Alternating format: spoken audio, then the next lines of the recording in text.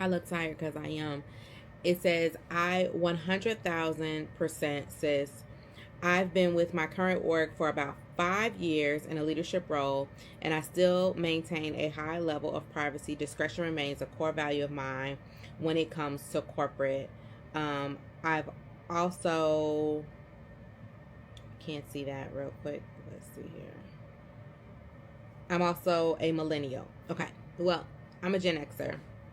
I've said that before. I am the tail end of 3 Gen X siblings. So I will give you a prime example. And I say this in the comments of that video, but you can definitely understand it. And so I may include a picture here.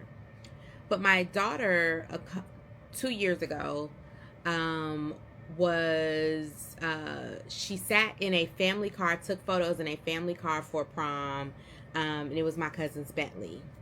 And even he said it, and he's an anesthesiologist, but he said it. He goes, he never drove that car to the hospital because he didn't want people to think that they were paying him too much money. And I always thought that was a joke. And I had heard other friends say that. I had friends who were lawyers, a friend who was a lawyer who lived downtown, literally on State Street in a high-rise condo. And she was told never to invite her colleagues over to her house because they were always going to think something, about the way she lived, right? The way in which she could live, compared to what they were living in. And then so that instance about my daughter standing in her prom dress in front of this luxury car, I thought nothing of it when I shared that picture when people asked me about how my daughter's prom was, except for there were men on my team who were like, do we need to call the fraud office and talk to them about your, da da da da da, look at that car, look at that car. The women thought nothing of it. They were looking at my daughter's dress. They were looking at my daughter's, the overall package of it. But the men specifically were looking at this luxury car and concerning themselves with the fact that this luxury car my daughter was able to stand in front of. And I even had to say, oh, it's a family car. And at the time, he was the leader of my team. He no longer is. He said, and I quote, well, I cannot wait to get driven around in the family car when I come to Chicago.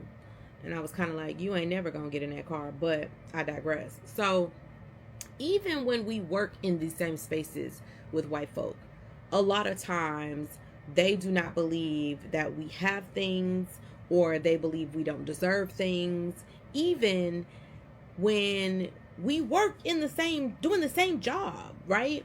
And so my best friend asked that one time when I was telling her the story. She was like, they know what you make, right? Like, y'all work in the same company doing the same thing. Does that not have a standard? And I often got questions about my daughter going to private school. Not really. I think that's a cultural thing that I think not a lot of people understand, that in Chicago your kids go to private school. If you have the means to do so, your kids are in private school. My cousins have gone to private school. I went to private school. I've told that story before on this channel, so that's not new.